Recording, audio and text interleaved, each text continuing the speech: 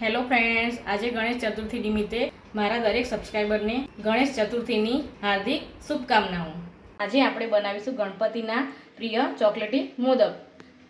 મોદક બનાવવા માટે મેં અહીંયા ચોકલેટ કમ્પાઉન્ડ તૈયાર રેડીમેડ મળે છે એ મેં લીધું છે। આ રીતનું એને આપણે ઝીણા ઝીણા ટુકડા કરીને લઈ લઈશું। આ રીતે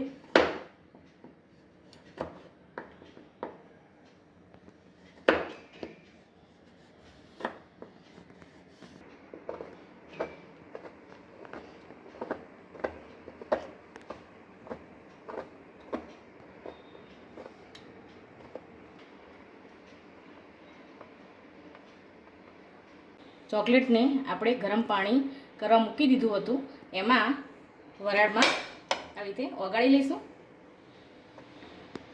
10 મિનિટ થવા દઈશું, વચ્ચે આવી રીતે હલાવતા રહીશું। ચોકલેટ ઓગળે ત્યાં સુધી આપણે ટોપરાણ છીણ અને એનો માવો આપણે બનાવી લઈએ। મિલ્ક પાવડર લઈશું,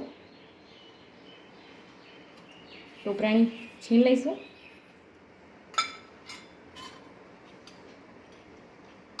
દળેલી ખાંડ મેં અહીંયા લીધી છે। મિલ્ક પાવડર પણ ગળ્યો આવે અને ચોકલેટ પણ ગળ્યો આવે, એટલે તમારે ખાંડ ઓછા પ્રમાણમાં લેવી।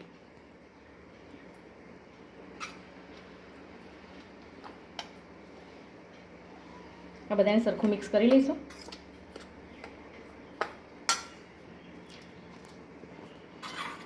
થોડા કાજુના ટુકડા નાખીશું।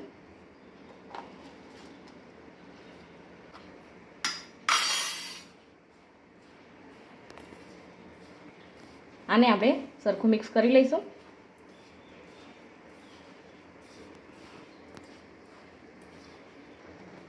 વચ્ચે વચ્ચે આ રીતે આપણે હલાવતું રહેવું।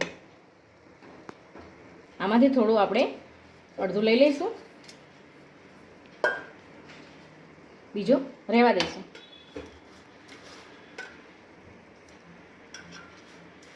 થોડું થોડું દૂધ લઈને આપણે આને લોટ જેમ બાંધી લઈશું।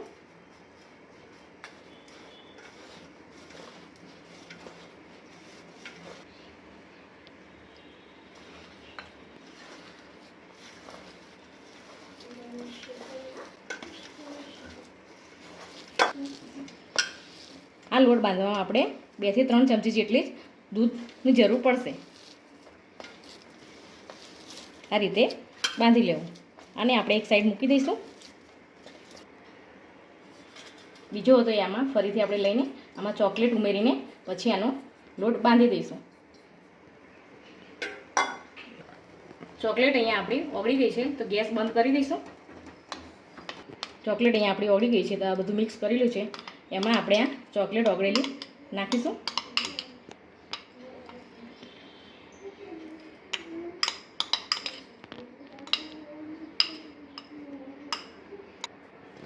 હવે આને આપણે મિક્સ કરી લઈશું સરખું।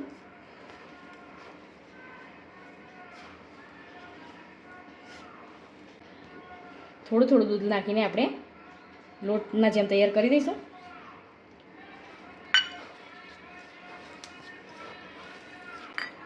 આટલું બનાવવામાં 2 થી 3 ચમચીની આપણે દૂધની જરૂર પડે છે।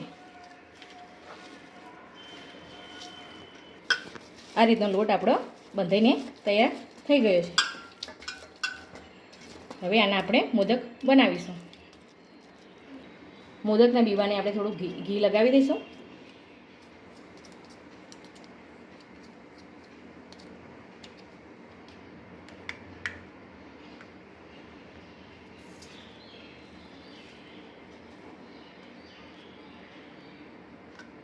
આ રીતે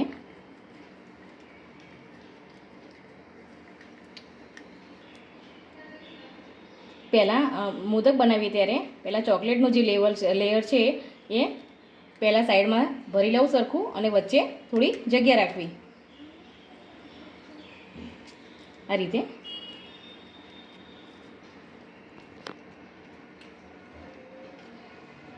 હવે વચ્ચે આ રીતે આપણે સફેદ કલરનું જે બનાવ્યું હતું એ અંદર મૂકીશું। પછી ઉપરથી પાછું ચોકલેટનું જે બનાવેલું છે એ અંદર આપણે મૂકીશું। આ રીતે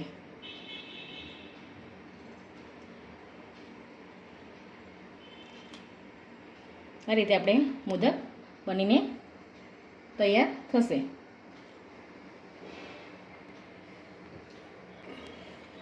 આ રીતે આપણે દરેક મોદક બનાવી લઈશું.